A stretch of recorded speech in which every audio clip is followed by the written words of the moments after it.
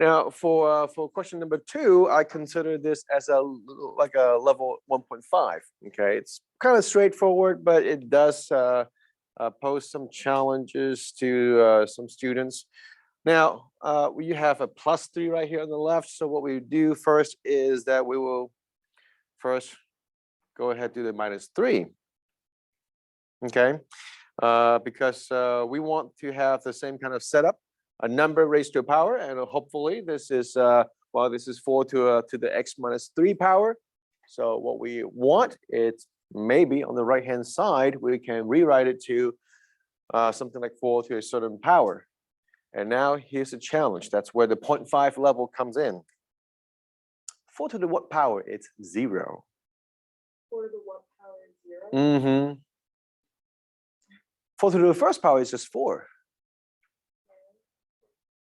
4 to the 0 power is 1. You can't get to the 0 because now I want you to think of this in 2 different ways. You can try all the exponents you want, positive exponents, negative exponents, 0 exponents. You will find out that it doesn't get you 0.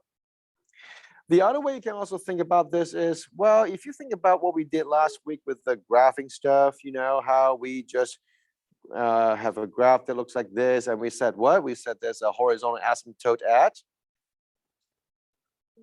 on the x-axis and y equals 0. And for the exponential function, they don't touch the x-axis. They don't go below the x-axis. You can't. That's just not a way that we can express the 0 as 4 to a certain power. Or in other words, that's just not an x value ever that would make the left-hand side equal to 0. So then let's say we're at this, not necessarily 0 is the issue, but where it's equal to, it just doesn't equal to, even if you've done all the math. Yeah, so if this side is something like a 0 or a negative number, it's a number that's incomprehensible to the next, it's always going to be 0. that's no solution.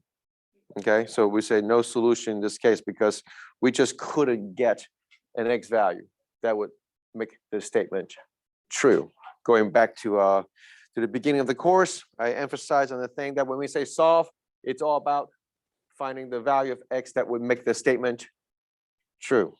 Okay, so no solution for this one.